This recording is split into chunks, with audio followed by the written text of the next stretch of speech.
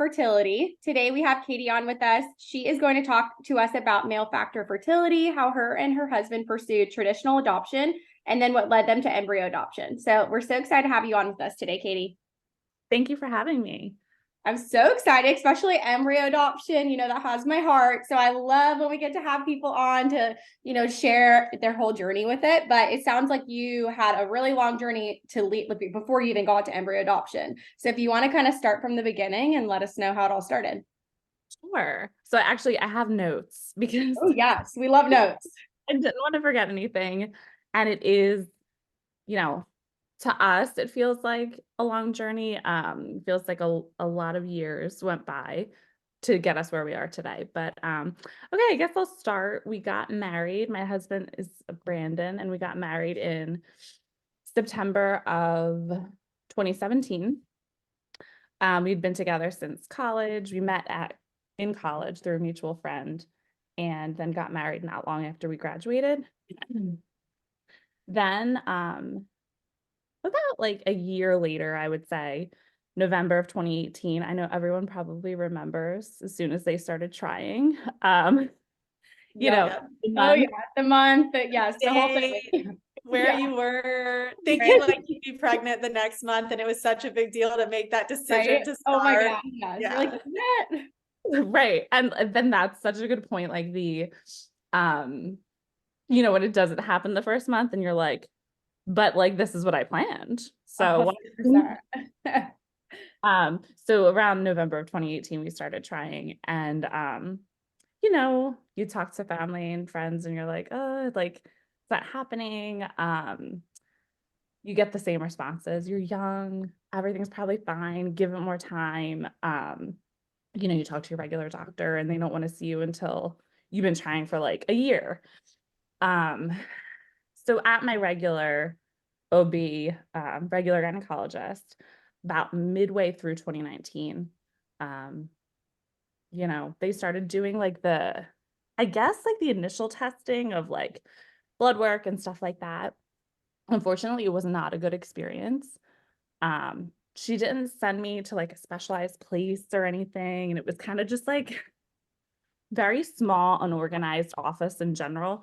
So every time I came in, it was like, oh, we're going to do day 3 testing this month. And I'm like, but I did it last month. Like, don't I you was just gonna ask you. So I'm assuming they did like the day 3 and day 21, and you're like, come on. Yeah. Right. And I'm like, but I already did this. I thought we were going to talk about the results this time. And it was just super frustrating because it was very small, unorganized place to go.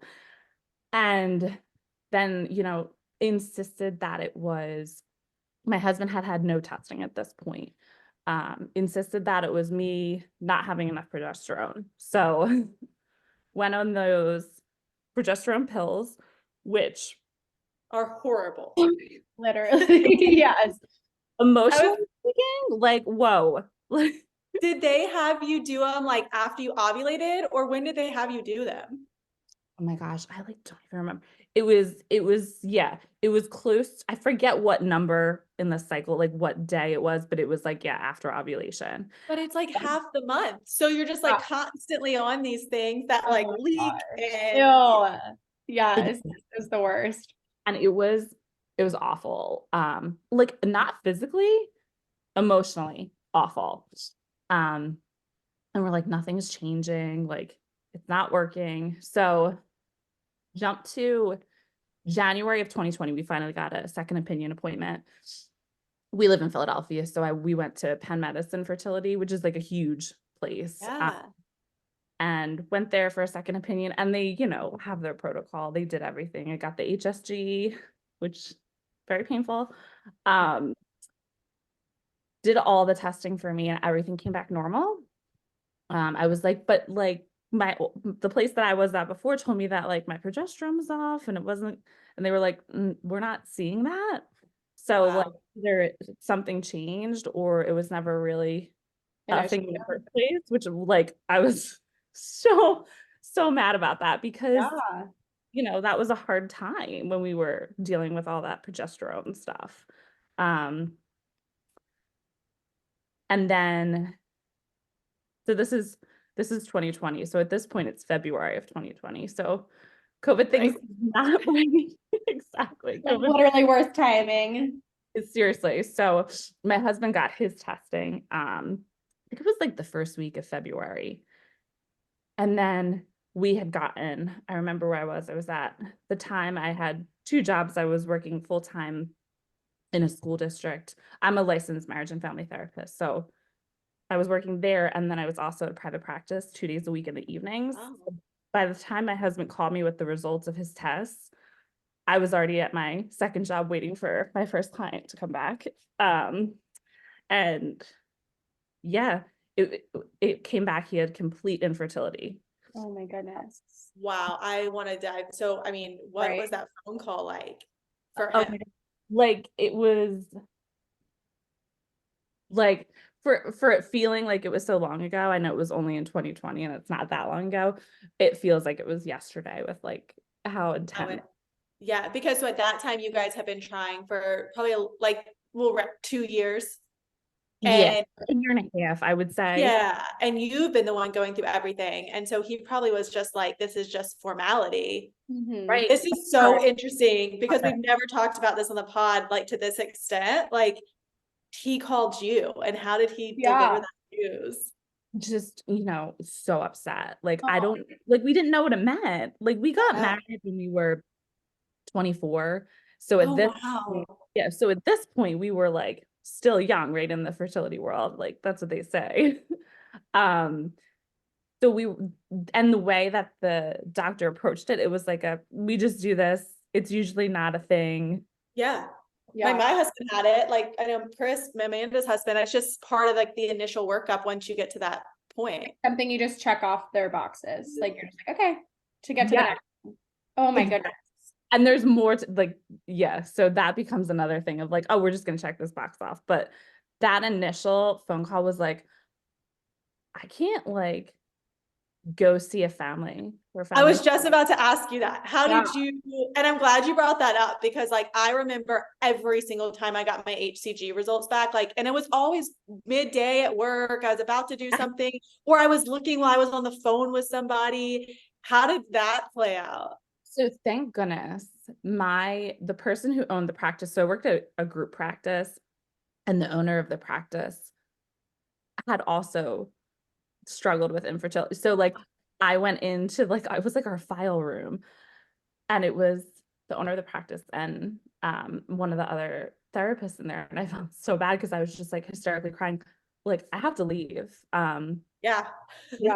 This is the news I just got and I have to go. And she's like, luckily, she's like, go, I'll deal with your clients. I'll call them, just leave, go home. That's so nice. Amazing. Especially having to go sit down with a family. Like I feel like that's even like harder because it's like what you want was the family. And so it's just like, I can't talk to them. Exactly. Yeah. That plays a big role in our story too, of like being a marriage and family therapist, primarily who worked with families, couples, and kids. Yeah, I'm sure.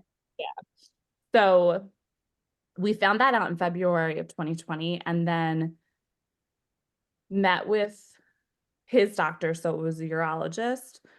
And then they did, so I'm trying to remember like when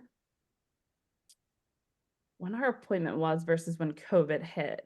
So he did have an in-person appointment, I believe. Then COVID hit. And then we still didn't have answers because the next step was like genetic blood work tests. And why do they do that?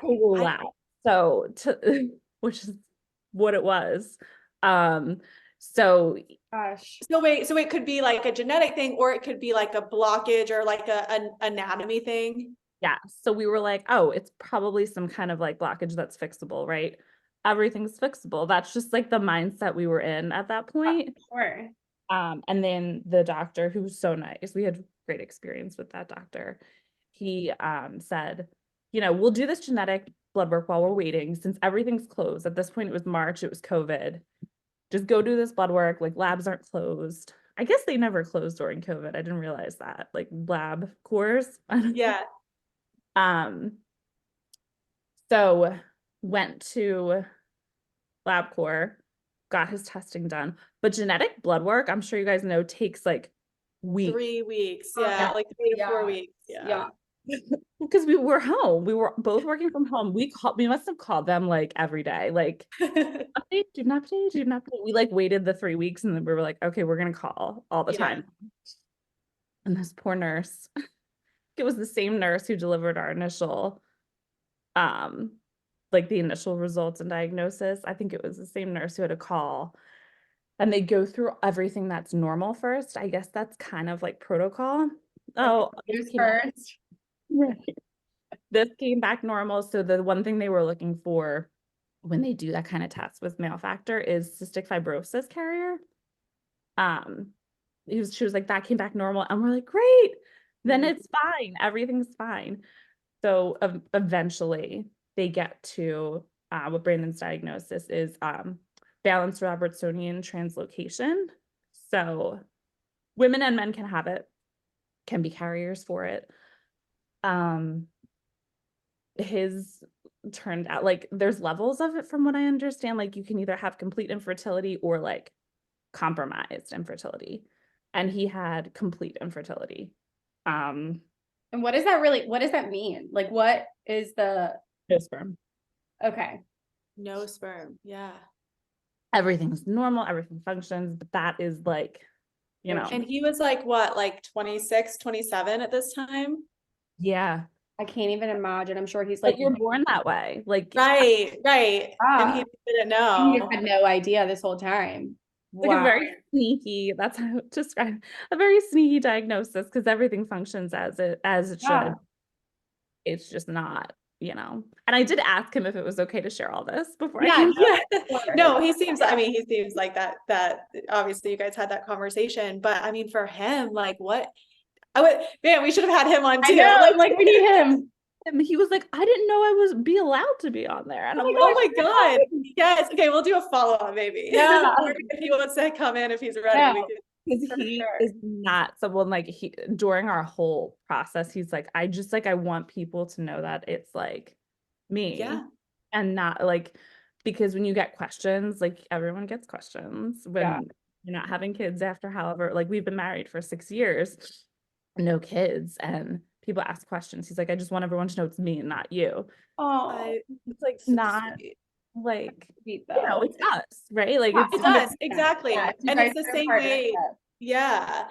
I think it's probably difficult for him because ultimately you're still the one that's going to have to go through, you're going to have to get pregnant. So you're having to go through those procedures. Okay. Yeah. I mean, if he's around, he can totally join. Otherwise, yeah, we'll let maybe I'll pull him at the end. He's a teacher, so he's grading right now. Oh, but okay. So you get this complete infertility diagnosis, and I mean, it was probably processing a lot for both of you, but it was probably almost a little bit more intense for him. I don't know. Oh, I would think so. And so I remember, I will never forget the date. It was April 30th, 2020. So from beginning of February to end of April, we had no idea why. So we're like, okay, maybe you'll need surgery, like whatever. And then it was like, oh my God, like this is it. Like there's nothing we can do. Yeah.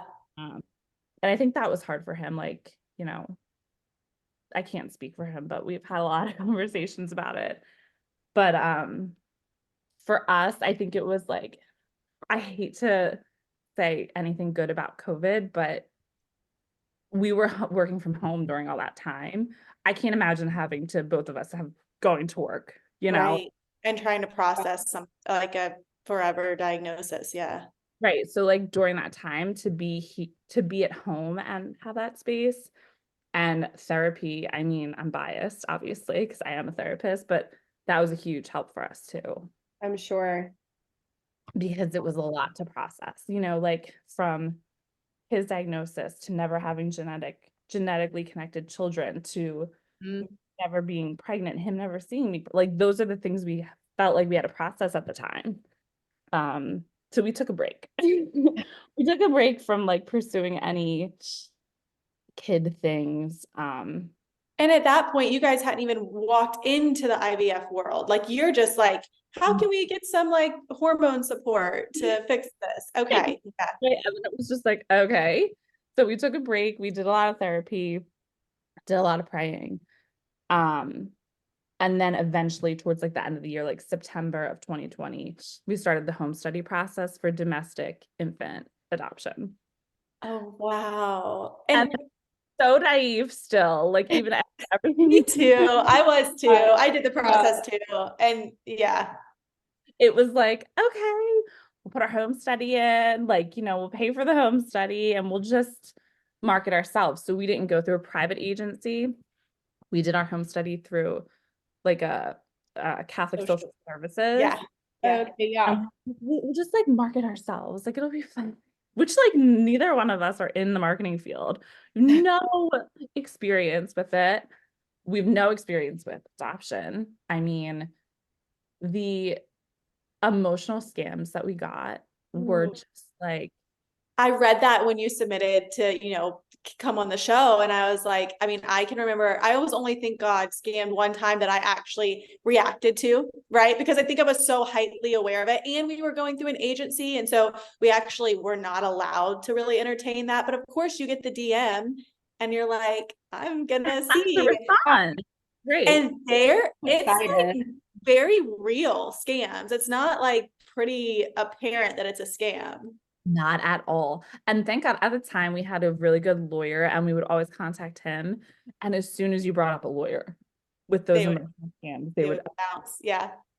and we had a couple, like there was one maybe like a couple weeks after we posted that we were looking to adopt that we do think was a real situation from a woman in a different state, but then we kind of just got ghosted. We don't know if she lost the baby or if she changed her mind or what happened, but Right. that was like one of our almost, but like unimaginable amount of like emotional. Like they just, and I don't know, it sounds like you marketed on social media, right? Or on the internet. And for us, like we posted, I mean, I was really open about it, but it's not like I had like 200, like 20 posts about it. I think I had maybe 2 Instagram posts. And I swear, I feel like they like preyed on the hashtags. Yes. And they would find you and they'd come into your DM and be like, I'm a 16-year-old girl. I mean, it was not as like robotic, but like, I'm a teenager. My parents don't know. I found you. I looked through your profile. You guys, they did the whole thing. And then you're like, well, maybe she's real. Right. And you think it's real because you hear these cases so often in real life, or at least I do in my job. And then, but then we're like, oh my God, she's a 16-year-old girl and her parents don't know we're pregnant. Like we need to call the parents. Like, Yes. Yeah, right? Yes. It's so complex. Oh my goodness. So in Pennsylvania, a private home study is good for like 3 years. So I mean, nice. we do the updates of like clearances and stuff like that. Yeah. But it does last for 3 years. So we're like, oh, we have so much time, like something will happen. And a couple almost, but nothing was happening. So by the time it was just waiting during that time. By the time it was December of 2022, we were like, it's been, Is that 2 years? yeah. Oh my goodness. Gosh, that level of frustration and like anxiety day to day, like, am I gonna get contacted? You get a That call. probably had a toll. Oh my gosh. And at that, it became conversations that we would have with each other. And I'm sure a lot of listeners can relate. And you guys, I'm sure, can relate of like, will we ever be parents? Mhm. Like, and we both work with kids. And at the time, we still both work directly with kids. So it's like, to go like, essentially caring for other people's kids all day. Yeah.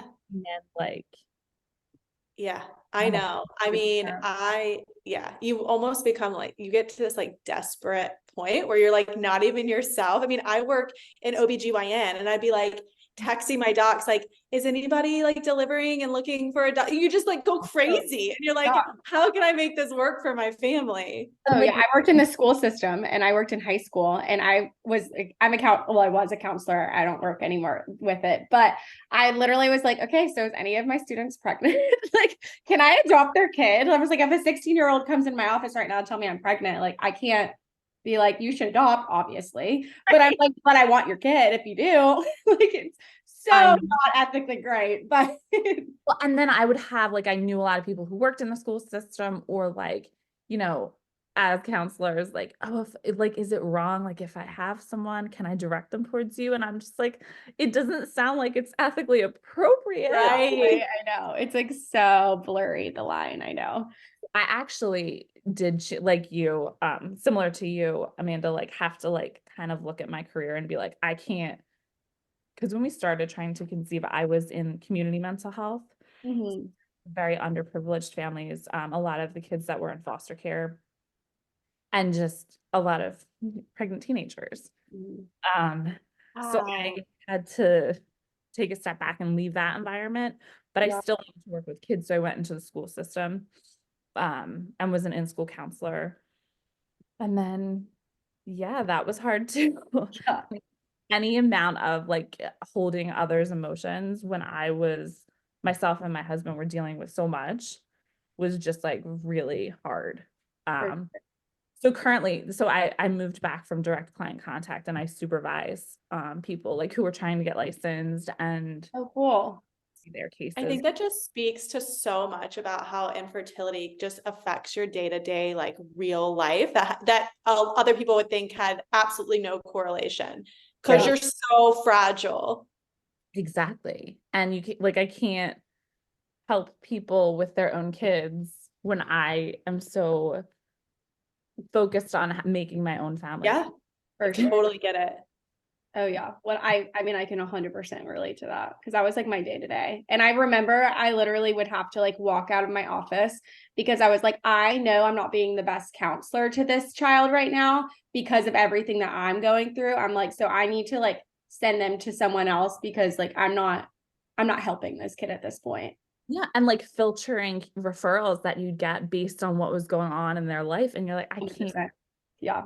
see this person, and like Oh, limiting your clients. And that's not yeah. so right. Yeah.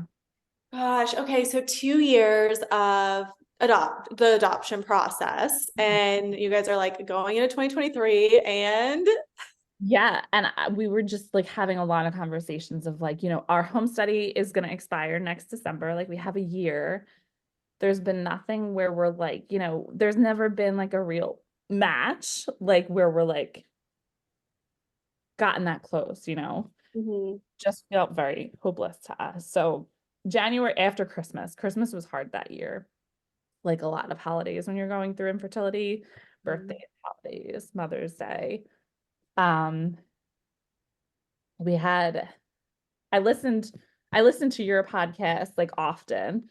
Um, and just kind of, yeah. And there was another woman I follow on Instagram who did infant adoption and then also did embryo adoption like after that. And I was like, we completely left the fertility world, like medical stuff, in 2020, and like just didn't think it was an option for us. We weren't interested for multiple reasons in like sperm donor, that yeah, like wasn't for us. yeah. Spiritually, religiously, emotionally, it wasn't for us. And that's really the only thing that the doctors talk to us about, which is now That's like crazy. frustrating. Well, yeah, I mean, I guess that was in 2020, which to you said earlier, it's not that long ago, but like Right. I do think over the last 4 years, embryo adoption has been, I mean, we've had numerous people on the show that have not only done it, but have children from it now. Right. But like in the medical community, and I think it's unfortunate, I think they don't make as much money off of it as they do for Yeah. the 100%. Well, and they have these massive sperm banks that they're probably like, that's connected to our clinic, blah, blah, blah. So you're exactly right. It's probably not first topic of conversation. right. So, and then nobody talked to us about it, but it just kept coming into my head. Like, when something gets in your head and you just can't get it out, I'm like, this like means something, like I need to look into this. And um we're Catholic, so praying to specific saints are like a thing for us. And I just started praying to Saint Jude at the end of December, who's like the saint of lost causes, hopeless cases. And like a couple weeks later, I'm like, this won't stop in my brain. So Yeah. I talked more to Brandon about it, and he's like, yeah, like this came up like maybe a year ago, and like we just didn't go into it. We didn't talk about it anymore, but like, why not? Yeah. So he was like on board right away. Which is just his, that's how he is. He's very easygoing, open to anything. And we had already, I think an important part of that too is we had already grieved the like, we will never have a genetic child. Like, right. And because you had moved forward with the adoption process. So it's like you're in this space already. right. Like we will never have a kid that like looks like us combined or looks like either of us. And but I think the tricky part of coming back from something we already grieved was like me never being pregnant. Mhm. Like, it's like, okay, I'm gonna have to like, I don't think this is a word, but like ungrieve it. Like, Yeah. Wait, now it's an option again? Like that's so crazy. Yeah. and I like needed a little bit to like kind of wrap my mind around that because I was like, wait, like I worked so hard to like, we worked so hard to be okay with this. And I thought I was, and now I'm like, okay, I have to like, I need a second. Did a lot of research about embryo adoption. And one of the things, and I know, Amanda, you had success connecting on social media. I was so scared to do it that way because of Everything you went through, sure. the infant adoption realm. Mm. So I had said to Brandon, I'm like, if we're going to do this, I really like, I know it's going to cost a lot of money, but we have to go through an agency. Like, I can't, It makes sense. like, I don't think I can handle the alternative. Mhm. Because I don't know, like, do people get scammed via like for embryo adoption?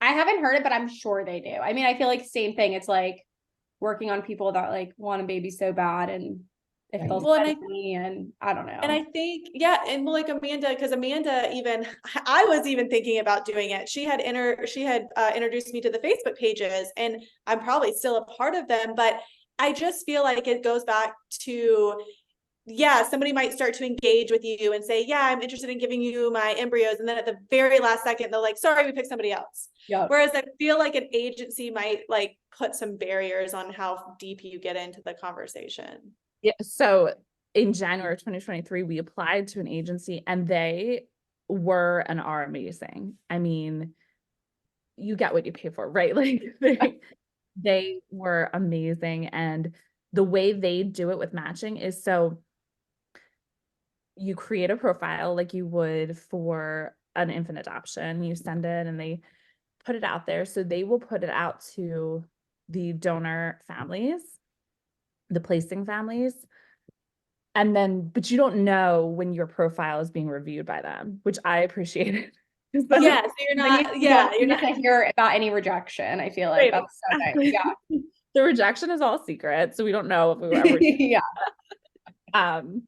So the timeline wise, I know I always wanted to know timelines when I was hearing stuff like this on podcasts. So we applied in January of 2023.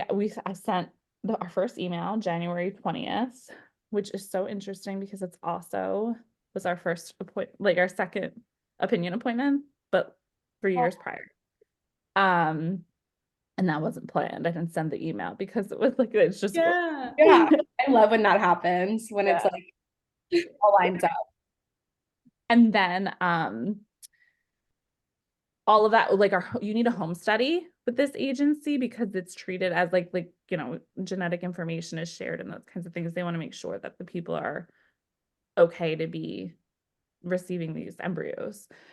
But we had already done that, so our timeline was a little bit shorter because our home study was accepted that we had already completed.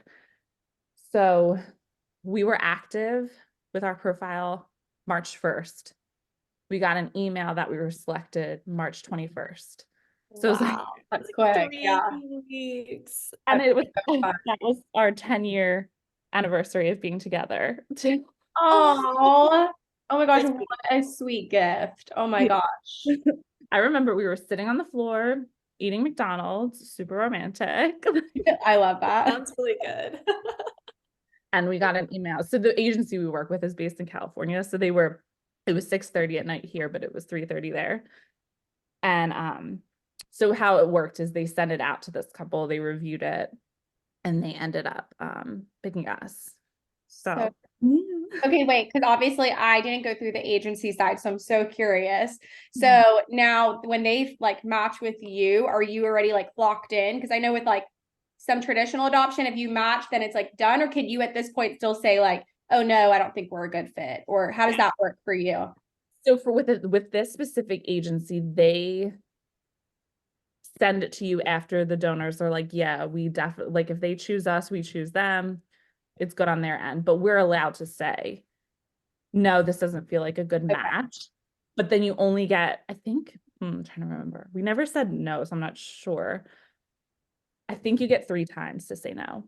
That's exactly how infant adoption, you can only say no 3 times, and then they're like, okay, like you're gonna never be satisfied. Right, right. But I actually, I mean, to Amanda's question and to your response, what do you get to even know about the family that you could even say no to? So, okay, like there's pictures. Oh, wow. Oh yeah, they make a profile too. I love it. So So it's, you're reviewing their whole, everything that you've shared with them. Okay, that's cool. genetic information. Yeah, like a lot of information. You get health information down to like it's like 3 generations. Oh wow, that's so cool. Now are Yeah. they all like, I know with agency it might be different. Is it like an open adoption, completely closed, or could it depend on like each case? Or So our contracts are like it's as open as we want it to be. Yeah. And we kind of leave it in so far we've left it in the hands of the donors. Like we feel like it's more like they chose us and it's more like kind of whatever they want. We're kind of letting them lead that. yeah. Um, and kind of like see how it develops. Like our contract says we can have as much contact or as little contact as we want. Oh cool. Yeah. Which was important for us because we think it's important for kids to know where they come from. And I totally understand cases of closed adoption. Like those are things that come up and are important too. But for us, we needed that openness. I love that. Yeah. So trying to think what after that. So then yeah, once you're matched, you have to sign contracts, which with the agency is included in their fees. So like the lawyer stuff is all wrapped into that fee. And then you kind of get transferred over to the fertility clinic world. Okay, so at this point, you had kind of said, okay, if we get matched, I'm very comfortable doing the transfer portion of IVF. Yes. Yeah. Okay. It was, yeah. And then, so before they'll clear you, I kind of skipped this part. Before they clear you, you have to get a letter from either your primary care physician or an OB or gynecologist that says like you can carry a pregnancy, and they only know so much. Like, Yeah, I that was makes never sense pregnant though. before, so I assume I could. Yeah.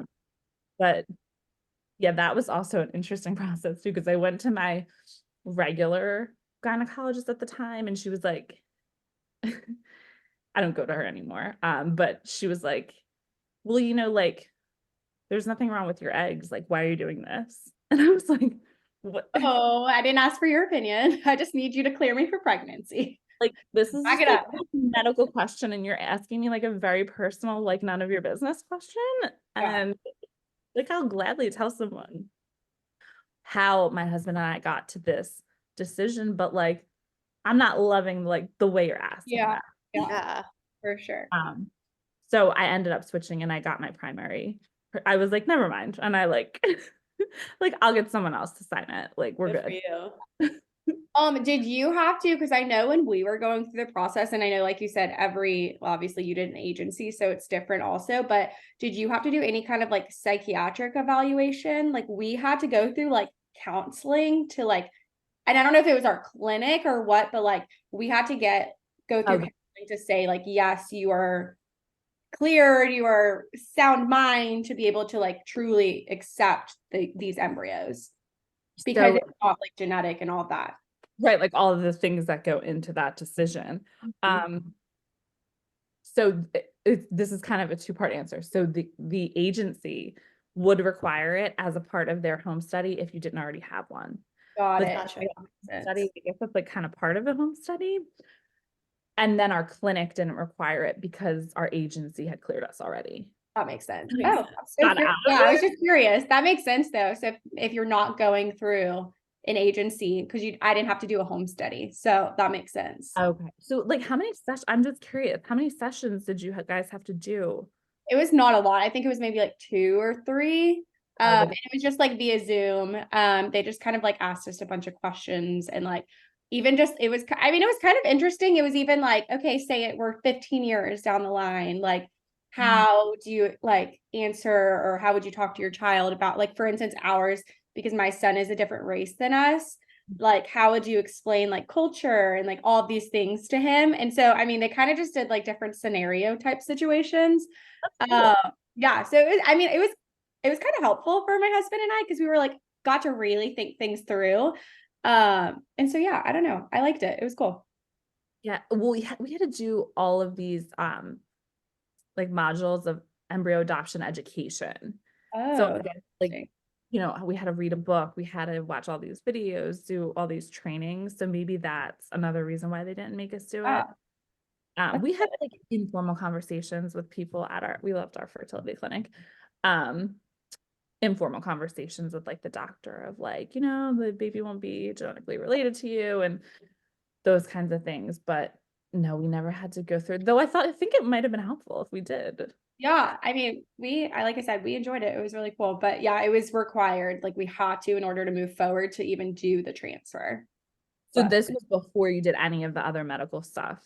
oh yeah, this was like part of our like process to like fully be in like the embryos in our name, like it was just like something we had to like go through in order for the like adoption to fully be like legal. Oh, okay. Okay. Yeah. Okay. It's interesting how different it is and like state by state too, or even agencies and clinics. Like I mean, it differs for no matter where you're at. So Yeah. Yeah. So now you like, okay, I have embryos and now what? So then, you know, I'm like trying to, it's such a blur. Like, I feel like once you hit the medical fertility world of like how fast things go. So then we had to like wait until the embryo, because our embryos came from California. So we had to wait for them, which is so nerve-wracking. Wait for them to come to Pennsylvania, wait for our clinic to tell us that they got there. So at this point, it was like contracts were done and our embryos would be arriving June of 2023. Oh, I have it in my calendar actually. June 21st, 2023. They got to our clinic. And then we were kind of like, so we both worked 10-month positions. So we're both off in the summers. So we were like, this would be great. Like, let's, you know, try to get this stuff done in the summer. And they were like, okay, like, hold on, we have to like do all these things and had to get hysteroscopy, like make sure everything was good. And then we were able to start actually because I'm very like, I like to plan things. I like to have things on the calendar. So I had actually gotten my hysteroscopy before the embryos arrived. So I was like, Of course. Yeah. all of it done. So I'm ready to go. No wasted time. so then we started the actual transfer process that last week of June. So like you go on the birth control and then the estrogen, and then you start shots. And our actual transfer was, I'm just looking at my notes. Actual transfer was August 9th, 2023. Oh my gosh. And it worked because our baby is due April 25th. Oh my God. I was trying to do quick math and like save myself because I was like, okay, when she submitted, she said she was 13 weeks pregnant, but it's February 20. I know. I was like, wait a second. Oh my gosh, I know. Same. Oh my gosh, Wow. congratulations. Yeah. How many months are you? 6? 7? So almost 8. Yeah. So 7. Oh my gosh. So 31 weeks. Yeah. Do you know if it's a girl or boy? I was Have you gonna told say, you know the gender? No. That's so fun. You'd be surprised, yeah. Wow. Good for Okay, you. how was your Okay, hold on. I have so many questions. How was the transfer process for you personally, not really have like gone through any of like IUI or any of like the soft infertility? Our nurses at the clinic were amazing. Made you feel comfortable, just like so wonderful. I never felt weird or of like, and they had like at our clinic, they have a specific person for donor conception who like a specific nurse who kind of like handles all that and stuff like that. Um, the medical stuff like was a little bit hard. Because my husband was the one that gave the progesterone shots. Luckily, my parents live around the corner from us, and my mom's a nurse practitioner. Oh, that's So nice. That's nice. she was there to like show him how to do it the first time. And Oh, And this is a really like, I guess, naive question for me, but did you have to do like medicated shots leading up to the transfer, or I don't know? yeah, so oh my gosh, I forget the number, like what day. I think we transferred the 6th day of shots. Does that sound right? I don't know. Probably it sounds similar. Yeah, it sounds somewhat right. So you're on estrogen for a while and then you add yeah. in the progesterone. I think like on the 6th day you transfer the embryo. And we were so like so used to getting all this bad news, nothing working, nothing happening. We were like, this is like not gonna work the first Did time. you wait to test? I was like, I could not. I How many like days later? so I tested. So luckily, so we did the transfer and then we went on like a family vacation down the shore like 3 days later. So it was Yeah. that was a really good distraction, like really good timing. But as soon as we walked in the door from vacation, it was the day before my blood test was scheduled. I'm like, okay, I can do You it. close enough. Oh, so you That's waited wait. though. That is like, You waited. yeah, Yeah, Amanda and I. Yeah, you did. I Amanda and I. 4 days after my 3 transfer. or 4 days. Oh my god. Literally savage. I know. Where it's like not even possible, but yeah. I was like, I can't keep waiting. Like I have to. And the only reason I think I was so disciplined was because I was distracted. Yeah. And I didn't want to drive to the Walgreens to get you know what I mean? Like, but I had a test at home thinking, oh, I'll test after the blood test because I want to see the word pregnant. Yeah. Oh, Worst. But I took the more sensitive one that's like with the lines. And I was like, oh my God, it came up like immediately. Cause of course I'm like watching it. I'm not waiting oh. be like 2 or 3 minutes or however long you're supposed to wait. And it came up immediately. And I went and told Brandon, and he was like, what? Like, we just didn't expect it. Like, it's so pessimistic, but like, we I didn't get it. You're waiting. Yeah, Yeah. years at this point for you guys of like constantly bad news. So to get something positive, you're like, wait, what? This can't be real. right. I'm like, I can't. And we're like, okay, we'll just wait for the real thing, the blood test tomorrow. But I'm like, we were hugging. I felt so bad after the fact.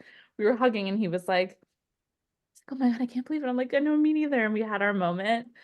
And then I'm like, I have to FaceTime my friend. Like, You're I'm like, so sorry. Like, because I only had like one friend who like knew, nobody else really knew besides our parents that we had done a transfer and that we were waiting. So I like FaceTimed her. I'm like, does this look That's amazing. positive? Like it was very clearly positive, but I'm like, look at So this. your Christmas last year was really special. Yes, yes. Because I know you were talking about just being really difficult, especially when you guys got all that news at that time. Oh my gosh, this is amazing. You said April. Did you tell us a date when you were due, or did you just say April? I forgot. April 25th. So that's actually like a week-ish Yeah. that we got a week earlier than we had got our infertility diagnosis in 2020. oh, I love how it just Full like kind of went full circle then for you guys. Yeah. Yeah. Congratulations. This is so exciting. Thank you. Yeah, we are very excited and getting to the point, like I'm out of breath all the time. Like that's the Yeah.